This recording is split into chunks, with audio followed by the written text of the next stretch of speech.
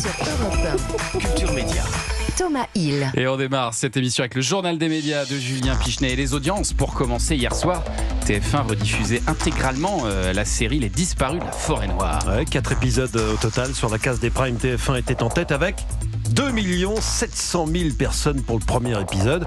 C'est bien, mais c'est pas non plus exceptionnel. Peut mieux faire. Voilà, exactement. France 2 était deuxième avec la première demi-finale de Prodige, présentée par Faustine Bollard et suivie par 2 400 000 personnes. C'était pas loin.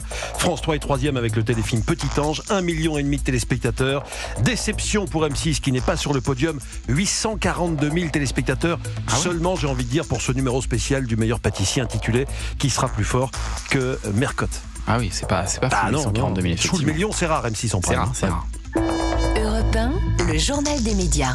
Et puis on revient ce matin sur l'ambiance tendue hier devant la commission d'enquête parlementaire sur l'audiovisuel public. Le planning était chargé puisque les députés ont interrogé dans un premier temps Adèle Vonrett, directrice de France Inter, puis le journaliste Patrick Cohen, qui était présent aux côtés de Thomas Legrand dans la désormais fameuse vidéo qui est à l'origine de cette commission. Vidéo captée et divulguée par le média L'Incorrect. La commission lui a demandé s'il condamnait les propos de Thomas Legrand quand celui-ci disait dans cette vidéo qu'il allait s'occuper de la ministre de la Culture et candidate à la mairie de Paris, Rachida Dati. Je sais par avance que vos interrogations, vous l'avez mentionné, porteront en priorité sur les quelques dizaines de secondes d'une vidéo tournée à mon insu et dans laquelle je ne dis rien ou presque rien. Bien que je considère qu'un journaliste n'est responsable et redevable que de ce qu'il dit, écrit et publie.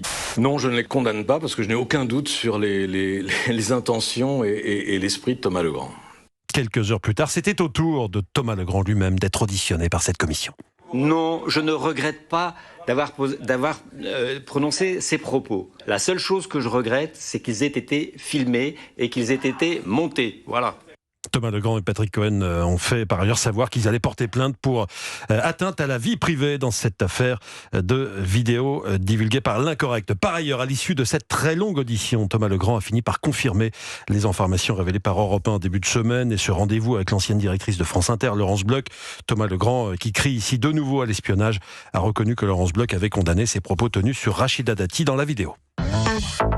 Et puis on passe au programme maintenant. Hier soir, TF1 a dévoilé le casting complet de Danse avec les stars.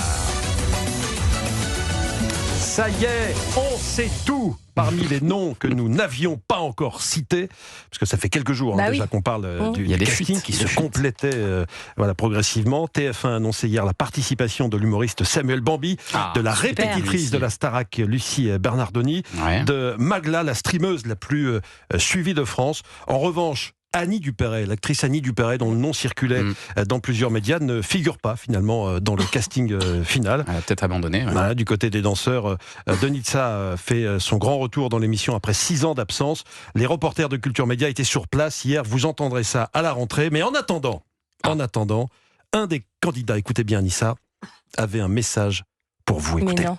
Anissa, this is Ian Ziering. Oh, no. I want you to come down to the show, say hello. I'd love to get a chance to meet you. I love you. Ian Ziering c'est de Steve Beverly Sanders. jouait Steve Sanders dans Beverly Hills dans les années 90, série que vous suiviez assidûment. J'avais des Anissa. sentiments Et il pour Steve. a dit I love you. Il a dit I love you. Il a dit Non, un il truc invite qui ressemble Anissa à à I venir love you quand même. Oui, Non il a des peut-être- sentiments. Il m'a invité au show, ça j'ai bien Il l'a compris. invité au show. Un after I show, want to il a meet you. dit, j'ai l'impression. Allez-y Anissa, allez-y I parce want que to, c'est... yeah. Ah oui, je vais y aller. want to meet you. alors Vous êtes là, invité, il faut y aller. mon petit Steve, accroche-toi, j'arrive. Et je crois qu'il est pas prêt. Voilà, Ian Ziering qui figure, c'est la personnalité internationale cette année du casting de Danse avec les stars. Oui, ça On va être une suivra donc sacrée l'année prochaine surprise pour sur lui TF1. quand il va voir débarquer Anissa avec son costume. Et Il faudra alors, changer de pull en revanche. Hein. Oui, C'est le pull oui, de je Noël, m'habillerai, on oublie. je Ouais. le Big Deal, lui, va encore changer, mais de jour de diffusion à la rentrée. Bah, visiblement, RMC Story ne sait plus trop où mettre le Big Deal. Il y a un an, le retour du jeu présenté par Vincent Lagaffe avait fait un carton avec 1 800 000 téléspectateurs. On n'avait jamais vu ça sur RMC Story.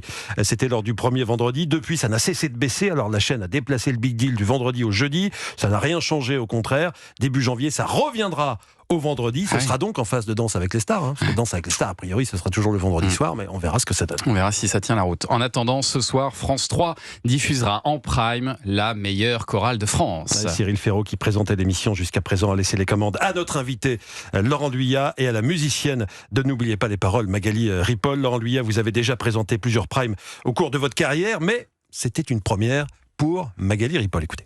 Ça fait 18 ans que je suis musicienne dans N'oubliez pas les paroles et je serai toujours la musicienne de N'oubliez pas les paroles. Mais si le public accepte de me voir dans ce rôle et surtout valide mon travail, après ça, oui, j'aimerais beaucoup que France Télévisions ou des diffuseurs en général me fassent confiance pour me confier des programmes. J'en rêve. Oui. Magali Ripoll pour Culture Média, la meilleure chorale de France, c'est ce soir et vendredi prochain en prime sur France 3. Vous en reparlez dans un instant avec Laurent Luyat. Oui, c'est une très bonne camarade, on peut le dire, Magali Ripoll. Voilà, ça a été un bonheur de travailler avec elle parce qu'elle est naturelle, elle est sympa, franchement, et on était très complémentaires. Ouais. Donc ça, c'est génial. Hein. Franchement, ça a été un grand plaisir. Hein. Ouais, j'ai eu l'occasion de la côtoyer à mon époque, N'oubliez pas les paroles aussi, et je peux vous dire, c'est une fille adorable. Ouais. Vous avez beaucoup de chance. On l'embrasse ce matin, Magali Ripoll. Autre prime à venir pendant les vacances sur France 3, c'est Famille, je vous aime, présenté par le plus fidèle auditeur de Culture Média, Michel Drucker. Famille, je vous aime, émission dans laquelle Michel Drucker reçoit des stars et des membres de leur famille, c'est-à-dire que les stars viennent avec papa, maman, les cousins, les oncles, les tantes et tout ça. Dans ce nouveau numéro qui sera diffusé le lundi 29 décembre, Michel Drucker accueillera entre autres Alain Souchon et Laurent Voulzy, entourés de certains de leurs fils. C'est vrai que ça fait du monde. Hein.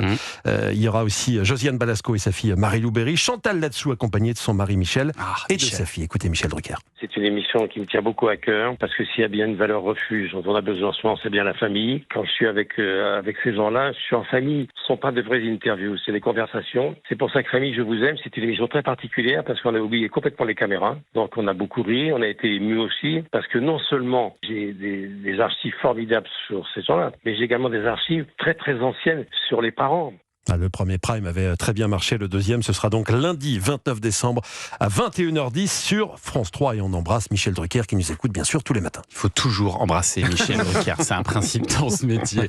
Merci Julien pour ce journal des médias.